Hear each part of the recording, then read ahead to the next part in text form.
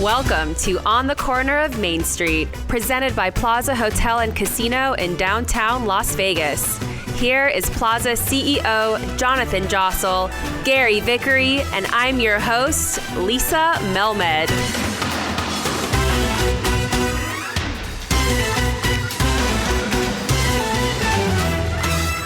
Hello and welcome to On the Corner of Main Street. Hi Gary, hi Jonathan, how's it going? Pleasure to be here. Oscar's is getting ready to open up here in a little bit, so you may hear some dishes and some ruffling in the background, but I got dinner here in about 3 hours. Okay. What are you going to order? A burger and a martini? Probably.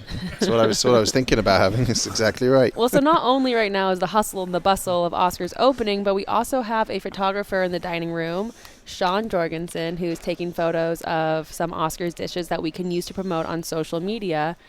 And I remember a few years ago, Jonathan, you and I sat down for a meeting with Sean and his wife, Ivana, and to talk about like influencers and social media. And at that time, we're kind of like, does an influencer really do anything? Like, what is an influencer? But now I think we have realized the true power that influencers or people on social media actually truly have when they have the right audience. Yeah, we were definitely ahead of the curve, I think, on that, and partnering with those people and getting them in early on. Now it's sort of a lot more ubiquitous. It's everywhere, and people are utilizing them. I know Golden Steer's using it for their restaurants. I know Palms is using different influence for their restaurants, and everyone's doing it because it's just become a key part of the business. Almost, it's replaced advertising in many ways. And you and I together sat down and we made some good relationships in that world, which I guess are still in place today, which is why we're having our guest today. But it's such an interesting world in that you can take pictures of your food, develop thousands and hundreds of thousands and millions of fans, and utilize that as a way to monetize and make a career and just eat with your eyes, basically, taking pictures of food. Have you ever bought anything that an influencer you follow? All the time. Like what? Do you remember the first one or the first time? No, but I know on Instagram I'll screenshot something that looks good and that'll be like there as a memory. Like I gotta go try that somewhere. Try that. Absolutely, I've tried restaurants. I think mine was Fuku Burger. Really? Yeah, it was the first thing that I think I ate as soon as I came into town, and that was all social media influenced. I saw one the other day, and I asked Ryan, our food and beverage director, to make me one in the Mexican place downstairs, the Mexican grill. The cheese taco. It was like a taco made out of crispy cheese. That was delicious. It was excellent. I had some of those. But it is amazing how powerful it's become and how important it's become to this town, to everywhere. But I think in Vegas it's particularly important because a lot of people are visiting, and that's why everyone has these presentations of desserts that are so important, or the presentation of the steak and how it comes out, and the tableside service. All of that is basically Instagrammable moments that sounds cliche, but boy, is it powerful. Absolutely. So starting, Thursday, Friday, Saturday, I mean, we're going to be extremely busy in our hotel just based off of an event called Las Vegas Invasion, which is essentially just TikTok influencers and fans of influencers coming out to enjoy TikTok. I'm very curious to see it because I've never heard of a TikTok get together, but I'm also really fascinated about what might be the impact of this, because the last 10 weeks have been very, very good for us here, but it's all been about the gaming and food. There's been a sort of, I think one of the things in the industry we've all talked about is a lack of alternative things to do at this time. It'll be curious to see when the hotel's filled with X number of people here for a gathering, what happens when they all go out to do their photo shoots or their videos or their events, and the impact that has on our overall business. It'll be good just to have, a group, a transient group in town, not just relying on the gaming customer. And then who knows who follows these TikTokers, who else will then book at the Plaza. We shall see. So have you followed anybody, for like food social media influencing? Have you gone out and checked out anybody? Oh, I sure have. There is a few of them that I absolutely love, and I'm excited because we have one of them here today. Today we are joined by digital creator, co-founder and managing partner of Jump Force, and world-famous foodie, Paul Ryu, a.k.a. RyuSauce. Welcome to On the Corner of Main Street. Hey, guys. Hey, Paul. Is RyuSauce a handle just on Instagram, or does it exist anywhere else? It's all my brand. So my URL, my TikTok, my Instagram, everything. RyuSauce. Yep. Are you coming to the TikTok event next week here? Is there a TikTok event next week here? Wicka. Somebody didn't invite me. Wicka. You better invite him. Yeah, but I wish. By the way, I have no idea what a TikTok event is. But just apparently FYI, I'm not like really per se big on TikTok. I dedicate my TikTok account to like 3 big posts that happen to go over 1 million or 2 million, whatever. So it's hit or miss, I feel like. 1 million views or 1 million I'm at like likes? 54,000 followers right now, and I feel like Nice. those came from literally 3 big posts. Nice. And That's I post awesome. like all the time. So I don't. TikTok is. Pretty and cool. we should talk. I mean, later down the road, that's something that to me, I'm always conscious about me being more on TikTok than anything else right now. Really? Yeah. Okay, so a few years back when I first moved to Vegas, I was like, where do people eat here? Like, where are the good restaurants? And this Instagram feed kept popping up on my account and had the most delicious, mouth-watering food photos. And it was you, RyuSauce. I'm like, who's was that? Well, I think it's an interesting sort of segue because a couple of weeks ago we had John Curtis on, and everyone was talking. We got a lot of great feedback about that episode as a food critic, and he spent a lot of time talking about how he's essentially a dinosaur. That's his word, not mine. But how basically people like yourself have moved onto the scene. And do you consider yourself a food critic or more of No, a influencer definitely on not. social media? No. I think a lot of people have this misconception of, well, you know what? And I got to say this first because there's so many food content makers in the game now than when I met you, which is a short period of time. So I can't say for everybody, but at least for me and the guys that our team goes, I don't think we consider ourselves as like a critic. What does a teen go? Team. Oh, our team. So our agency and the guys that work with us Got and it. you know that are in our core teams and stuff like that. I see guys that review, oh, this pizza is 5.6, you know, that kind of stuff. But we don't tend to do that. So we don't ever. I personally don't ever put a negative review about food. You I just don't take consider beautiful myself photos. a expert enough to know if this is the best pizza in the world or not. Right. But we're really good with attention. We're really good with traffic. Yeah, So I met I know one of our posts can create a line out the door Yeah. at a restaurant, and that's what we play with. So I think what a critic would say is that we're more of a advertising piece than true critics. But then again, that's just me. I'm just not. I don't see myself as like a person that. But you know what? It's all subjective too, right? Right now, the way it is, and the information that is available, and the palettes that are growing out there, and all the food that is becoming available now, and all the things that are becoming trendy versus good. Because there's 2 different things, right? Yep. Just because they're popular doesn't mean that they're That they the taste best good. burgers. But does it matter when 1 million people want to buy this burger? You know, referring like to how are you would referring how to would you Mr. class, Beast? Yeah. How would you class the best burger? Because the best critic said that this was the best burger, or Yes. because we sold the most amounts of burgers? Yeah, that's a good question. What defines it as the best? But I think, and just leaning on what John Curtis was talking about, which is a food critic has experience, has traveled the world, understands totally different things. Correct. Does price matter? Because I always put price into the effect when you say the best. Because you can say that, burger here, probably the best burger. It's really good. It's But expensive. it's 10 times more the cost. Well, So not it's- 10. Well, I'm just, Three times. I'm sorry. I don't know the price, by the way. Just full disclosure. I don't know how much Okay. your burger is. But getting 3 burgers of whatever this is versus 1 burger of that, does that matter? You know, so to me, it's just subjective. To me, is there a person that anoints a critic? What's the process of becoming? Is there like a Yeah, but you're skipping out something. license? You're skipping out something very important in that, which is you're just talking about what makes it attention span, and you're talking about price, and you're talking about quality of food. There's a very important piece missing, which is Correct. the experience. And there's the 3 burgers you just referred to, but you're sitting in your car. right? versus sitting in a room which has history. You're talking to a great bartender or cocktail server or server. You're sitting in nice seatings. You're listening to good music. The ambiance is great. You got a glass of wine with you. There's a totally different. The experience is just as important as the quality of the food in many situations. Right. And When that's you what say determines best that. burger, though, when you say what's the best burger, do you have to consider the ambiance and the price? Is what I'm asking. And this is the point, right? The point is, how do we determine all that? For me, this is why I'm not.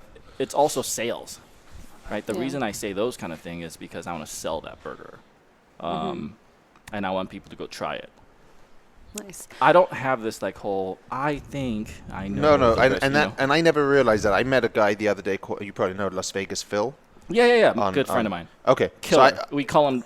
I mean, it's really weird to say that here, but we call him the mayor. oh, okay. The mayor of what? Food in Food Vegas, town? you know, in the like a food content maker industry. I'm not even talking about any other way, just within us, because he's so. Yeah. So Mike Vackling from Pop-Up Pizza and I had lunch with him at Pop-Up the other day, and it was interesting to hear him say he never critiques. He never sort of writes negative or positive. He just shares great video, great content that creates awareness. Now he does obviously have businesses which he's promoting, but he's not critiquing. And there's a big difference, I guess, between a critic and what you guys are doing, which I guess That's a misconception that we would love to kind of push out there, is that we're not here to negatively affect any restaurant business. So tell us where you're from and how you got started here in Vegas. I'm from Korea. I have a pretty interesting coming to America story, and this is probably what I talk about the most in other podcasts, is like my comeback story and coming to America story. So yeah, I was 13 by myself. I came to America by myself. A lot of parents sent their kids to America for education, if you had the money, and it was getting tougher and tougher to get out of Korea because military it's mandatory military in South Korea. So 16, 17, 18, a lot of kids were trying to leave. So my parents thought earlier is better. So at age 13, they tricked me. They tricked me thinking that I was going to go to Disneyland because I had to go through this interview process. So they told me, there's only 2 kids in my school that's ever been to Disneyland. So I went through this whole interview with the flying colors, and I remember the ride back from the interview from the consulate, my mom just looking forward. It's like, hey, this trip? Yeah, you're going. Nobody else is going, and you're not coming back. So, Oh my gosh. yeah, I landed in Santa Barbara area, like Ojai, 13 years old, was in boarding school, no Koreans. So I remember the first few nights I prayed. I'm not a prayer, but I prayed saying, I don't want to talk tomorrow. I don't know how to communicate. I had a strategy like, hi, my name is Paul. How do you do? How people never say how do you do in America, but you learn that in Korea as an intro. So I had this whole thing figured out. And if anybody said anything to me, I would just say that. So people go are you hungry? I'm like, hi, my name is Paul. How do you do? I would start there. So, I've had many, many downfalls. I was in ESL for a little bit. And then my parents' genius move was to buy a house in San Diego. My sister was going to become 21. She was going to become my legal guardian there, go to SDSU. And I was going to move down. So bought a house. I moved. And my sister's visa got delayed a half a year. And my dad, who did all this in America, who's in America, my dad's the one that's going back and forth. He had some business in LA and stuff like that. So it was kind of he would stay with me for a little bit, but he would go and I would be in this house by myself all the time. He would come back once a week. That became once or 2 weeks, once a month. So I was in this house for a while going to the school.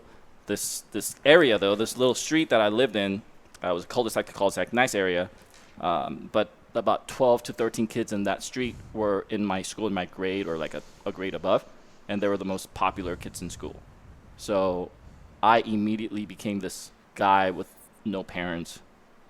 And that's my coming to America story. I went to UCSB, eventually moved out here, got into the whole partying scene, went through hell and back.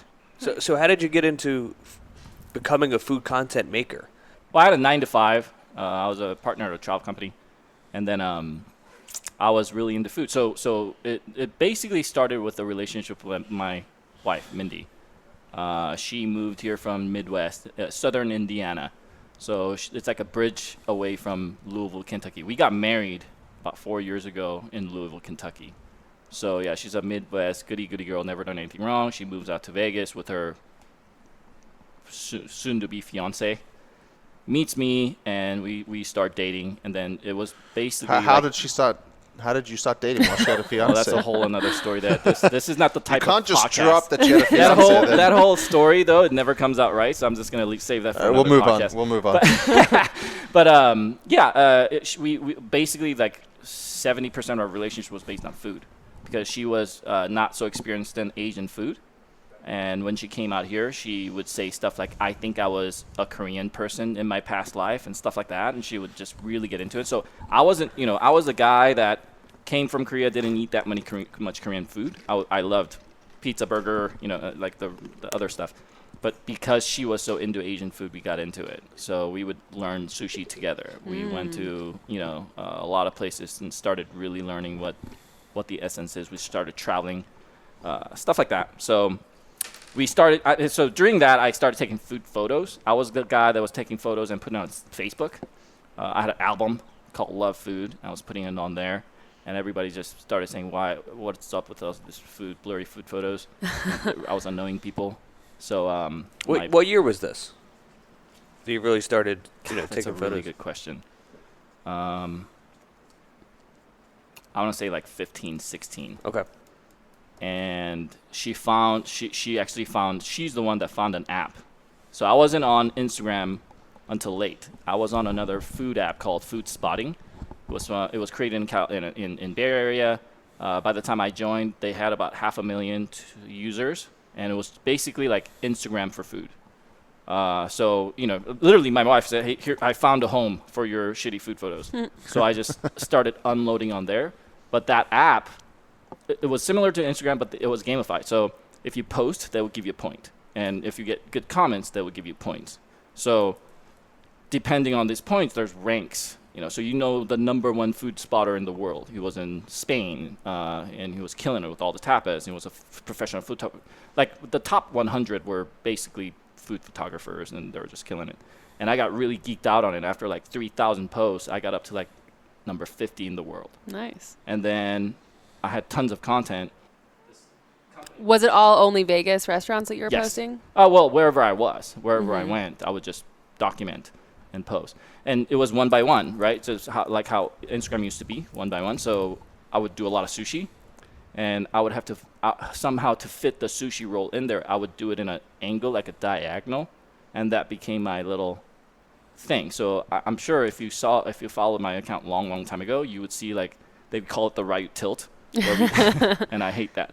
I don't say that. That's not created by me, but it would be like a diagonal, kind of like a tilted photo. So I started killing with that. I created the first event that Food Spotted I invited the top 100 to come to Vegas. 25 people came, and we went through a whole weekend of just crushing food. And that still exists today, like till today. So the app got bought out by OpenTable, and we were excited about that, but they kind of disintegrated it. All the founders left. We lost our home, and that's when I transferred over to Instagram. So there's this like clique of foodies in Vegas that you guys kind of all travel together. You guys are at like the openings together. When Oscars changed their menu, we had a couple of you guys here. And I just noticed that is your very first highlight on your Instagram story is Oscar Steakhouse from when we switched the menu. Well, I owe a lot to you guys, right? In the beginning, well, I don't know if there's those like 20, 30 influencer events there anymore, and those are rare. They're not rare, but they're less now. Mm-hmm. But when I knew you, and a little before that. And that was like 2.5 years ago. Yeah, we were just getting invited everything. So when I hopped over to Instagram, I met the guys. Mm-hmm. The gang. Yeah, and shout out to guys like Drew from Unlocked and Happy Tummy and Severance and City and all those guys that were in that scene at the time, who got us out there, and we started meeting. And also I would get invited by a PR company for a strip location opening or something like that, and we would go and we would see the same people over and over and over again. Mm-hmm. So we kind of noticed that in Vegas right now, for social media push on Instagram, there's limited. There's us. Mm-hmm. We're the guys. So we kind of created a little friendship unit, and that gave us a little bit of leverage. And do you guys have like a group text or something, like when there's a opening, Yeah. like, hey, come on, let's go to this thing that's opening? I would, I would, I wouldn't be surprised if there was some threads of, hey, did this person email you about their thing? What are you saying? Blah blah blah. So there's that network. Have you been over to the Virgin? No, Virgin not Hotels? yet. I have not, but a lot of people have. So Okay. right now, what's in my head is how scalability, like scaling what's unscalable, because it's this agency model is kind of hard to scale, and those kind of things mess us up, like FOMO. Like why wasn't I invited? That kind of stuff. It's just like I'm so over that now. So I really don't know who's going to where. Don't pay attention to that. I know you're doing a lot of work with stations at the moment, right? Yes. And is that for all their restaurants? Yes. So that pitch. Talk us through about what that looks like. Yeah. So we were experienced with casino marketing before because we handled a very small, not small, but it was I'll tell you the name, Eureka, and we I know Eureka, we handled their social, and we noticed that it's kind of tough when you do casino social media because you have to push a lot of things, rooms, gaming, specials on food, sports game, like, all that kind of stuff has to be on the same feed. So you get your uppers to say, hey, we need to push this restaurant for this holiday that's coming up. It's kind of murky stats, right? You don't know how well that is actually transcending to your audience of food. How many of your audience, how many of those likes that you were getting on that steak is actually for the people that are coming for food rather than, so it was hard to just kind of like pinpoint and push a restaurant the way they wanted us to. So, fast forward a few months, we got approached. We had an idea to push all the, because at the time Palms was going crazy and they didn't need the social media marketing because they were getting it at the time. But there was a lot of restaurants that stations have that was not getting it, like Hank's, T-Bones, and oyster bars and stuff like that. So we kind of pitched this idea of a third-party blogging account. We call it Where Vegas Eats. We came up with the name, and we approached them saying, hey, for your food venues, if you create this third-party, like a food blogging account, like a foodie account like mine, and only post station foods because you have enough restaurants to kind of like do that, it would be able to push the food a lot better. So they took that and it became a huge success. By the way, Are you working with Tal? yes. He's So my guy. Shout out to him. Shout out to Tal. I mean, that whole movement right there. By the way, we just had a Clubhouse. Are you guys on Clubhouse? No. So Yes. we just had a Clubhouse chat because 2 weeks ago we just brought up this, hey, what traditional brand social media strategy do you look up to in the recent years? And we all said the stations, because as soon as we got into the scene and they made that, the tall move and Alex Acuna and all that, John Schumacher team came together, the difference is noticeable. There's TikTok strategy. Have you seen Red Rock TikTok? It's crazy. Blowing up. Yeah. And the whole Red Rock Station Instagram account killing it. And we've had an incident where... Were you involved at Palms prior? Yes. So I was one of the influencers that would get invited. But this is a different relationship. This is like a media retainer, and stuff like that. But Phil came... I'm going to just tell you this one story. Like, in the beginning, a lot of these traditional companies, we feel like the black sheep. We're the ones that try to do things like unorthodox. A lot of people might not like our content and stuff like that, but we try to push it because it's highly engaging. Phil came to Hank's. Hank's wasn't really on social media at all. Did a post of their huge lobster and got on Complex, and it just blew up. So that's a great segue. How influential do you think you guys are? Well, let's not think about guys, you specifically. Like, have you had a moment where you felt like I promoted something and people went crazy for it? Or yes, that's basically why we don't have like a contract with anyone. We believe in the results. So yes, I have my success story in the beginning was a sushi burger story. It just blew up. The guy was going what is DK. Jang. So it's at Janga. So Jjanga. It's an all-you-can-eat sushi place. It's on Fort Apache and Russell. I went there because of you. Well, at the time, it wasn't really doing much because it was far away from the strip. There was a lot of cons that the owner had. So we came and my first client, agreed on a tiny little retainer. But his thing was, how do I know what's coming from you versus what's coming from us? So they always give you the strategy of like, hey, let me give you a code, discount code. Mention RyuSauce and you get 30% off. And I was just like, I don't like those strategies on social media because I feel like it devalues your product too much. And I feel like I'm just one of those guys. If I paid 70% at your restaurant, I'm always going to want that 70%. And I'm think that 100% is too much. So what we said, and this is risky now. I don't do this anymore, but it was my first client. So I said, hey, why don't we just create a secret menu that nobody's ever seen? Don't tell anyone. Don't put it on menu. If somebody comes and orders it, it's me. So I saw a sushi burger somewhere. Like, oh, wait, you know what? We had a DM before this event that I was inviting people to come to Janga and do this whole shoot. What do you guys think would be like the cool thing at this sushi place? Some people sent me like a picture of a sushi burger. Some people like a bunch of things. So it's like, you know what? I want to try this. But at the time, it was like white rice bun. So the trick was it didn't hold together. So what they did was to fry the sushi rice bun, and it made it look like brown. And at the time, it was perfect because remember those spicy tuna on a crispy rice thing that everybody started having? Well, that was coming out.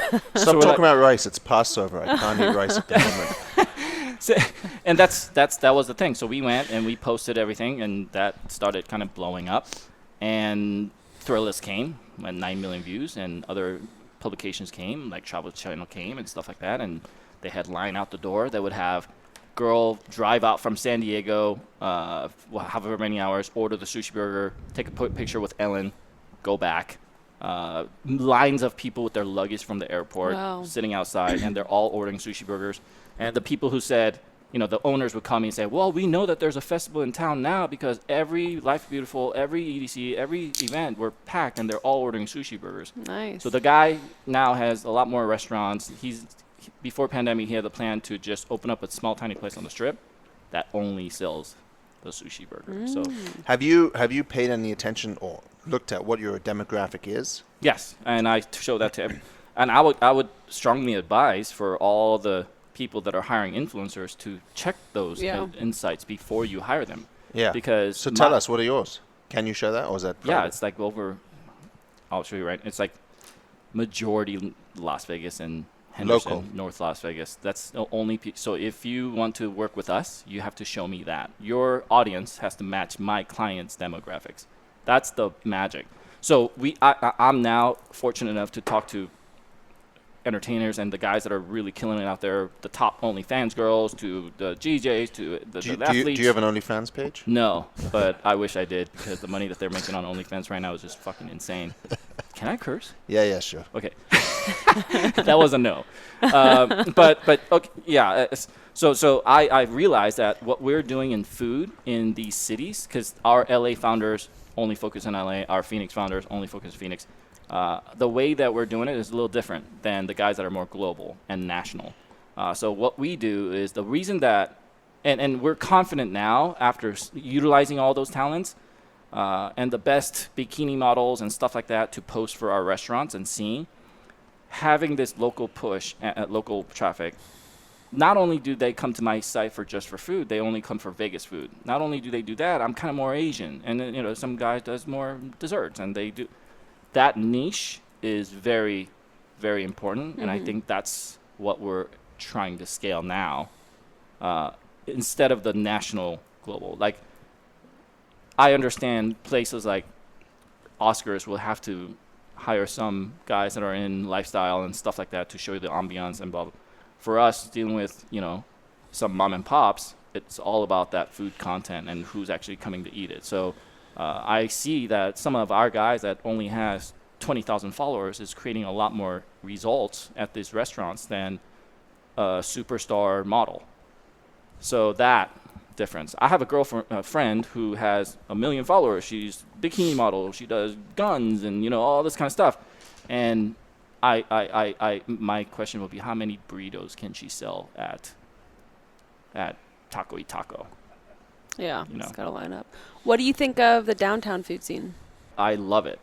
So I've been in Vegas for like 25 years, so I've seen the whole from nothing to this, and I got to tell you, I think all the cool restaurants are now here. You know, I wish I can be closer to here so I can go eat lunch at. Like I want to go to that sushi place that you guys talk about. Uyoma or Uomi. It's fantastic. You haven't been yet? No, I'm a sushi guy. Man, their PR team's also dropping. Holler at me, these PR teams. What are they doing? No, they're really good. And you know what? I believe that this is probably the best. And there's a plaza roll on the menu there now. There is? Are you serious? Damn right. Let me go shoot that. Roll, you know, I'd like to go shoot that roll. All right, we're gonna. I have a really good Melissa is her name. We'll sticky following for sushi, so I'm good at that. Well, when Passover's over, I'll take you there. We'll get let's some. Let's go eat, and you know, I would love to go. I would love to go eat and not shoot. That would be a nice breath of fresh air. Recently, I've been to Main Street Provisions. Yep. Amazing. Yep. So that's. You know, places like that, when I go and experience that, I just go, wow. Special mention for Main Street Provisions. They do a Friday fish special, and sometimes they do a fried fish. It's excellent. Took the kids there. Aren't you from South Africa? Like originally, yeah. So fish and chips is... Oh, yeah. Well, England really is the home of fish and chips. Well... Yeah. And South Africa, but everywhere's... Yeah. There's a lack of good fish and chips here, but they do a special at Main Street Provisions. Really? I've never... You know, I've only been there once. I went there for brunch. Okay. Incredible. Yeah, it's good. So, yeah, more and more places like that I want to go to. But I'm a huge fan of downtown's growth. So me and my wife, whenever we have, like, a leisure time, we call ourselves more downtown people than the other... Other treaties. How many restaurants do you collaborate with at any given day? Oh, wow. I have maybe average like 3 shoots a day. Wow. And how do you not eat everything? I don't, because you let yourself go and you learn. You learn that you can't eat everything. But I try. I try to taste and eat as much as I can. But recently, I have a 1-year-old. Shout out to my wife, Mindy. Shout out to my daughter, Willow. She's so cute. It's crazy. So we kind of let ourselves go for like last 2 years. So right now, biggest thing for me is like I feel like there's enough growth and we're taking to the next level here. And more I think about this, more and more I need to think about myself and be better. So that like trying to get thinner and healthier is one of my things. So yeah, I'm on this diet kick right now. Oh man. I know, it's crazy, and don't tell anybody. Okay. Can we talk about the post that went viral for Oscar's Steakhouse, the famous steak one tomahawk? So hey, before picture? I say that, shout out to Las Vegas foodie Lindsay, who I felt like I was a tag along to Lindsay's shoot, and that just became one of these things where it was so memorable. I literally remember Bronson coming up to me at one of these dinners at Oscars, just praising me about the picture, and that moment stuck with me for life. Yeah. Like, nice. It was an incredible photo. I've tried to recreate gotten it. that kind of like good response from a place like this before, like you guys and stuff like that. So I was very that got me the confidence to do more of those. But yeah, that photo was, I love that photo still. You know, and our like the classic Never Goes Out of Style ad we do for Oscars is all you. I gotta give a lot of credit to guys like yourselves who actually got me out there, you know, and got us out there. Like all the PR teams that we look up to, all the critics that see. The thing about like hearing that, you know, we're going into the scene and taking things and earning business or whatever.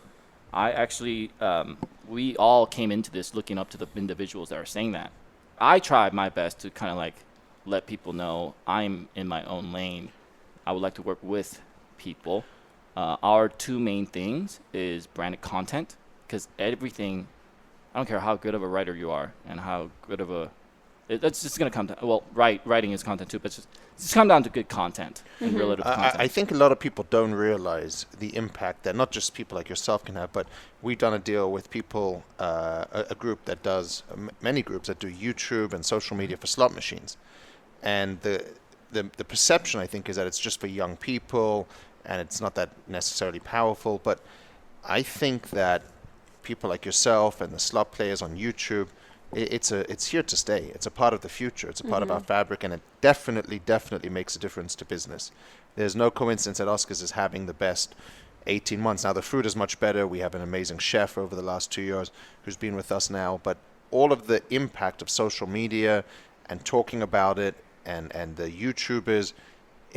We get every single night in Oscars that I read the reports, I hear, sent by a YouTuber, sent by a social media blogger, and people follow the advice. And when you go to a new city, you look up accounts like yourselves and say, well, where am I going to eat while I'm here?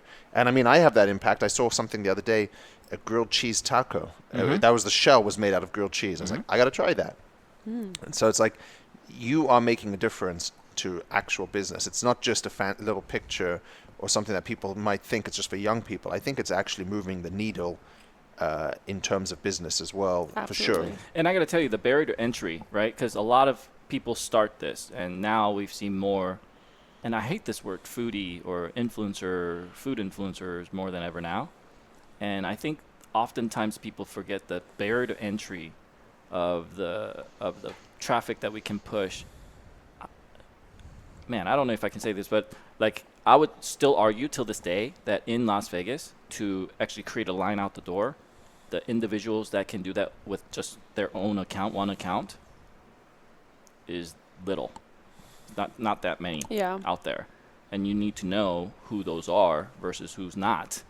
Yeah, get those it kind makes of a results. difference. It's not just the person with Right. the most followers. It's the person with the Correct. followers who are interested in it's what the, you're it's offering. the 10,000 follower guy that can move Yeah. 2,000 of their followers versus the 100,000 follower guy that can only move 2. Absolutely. Yep. So, it comes down to the barrier to entry comes down to how many years or how long have you been kind of like building your skill of stopping somebody from scrolling and looking at your content for food. Yeah.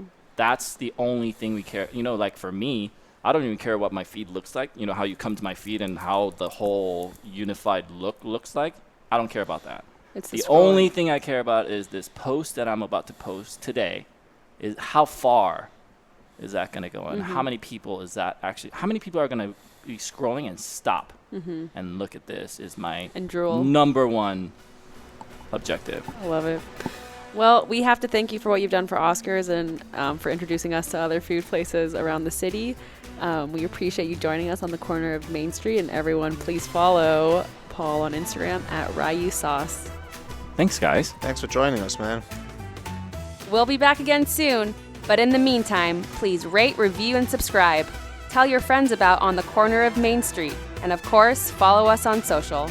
On Twitter and Instagram, it's at Plaza Pod, and on Facebook, find us at Plaza Podcast. Or go right to the top and tweet Jonathan at Jonathan Jossel. We'll see you next time from right here on the corner of Main Street.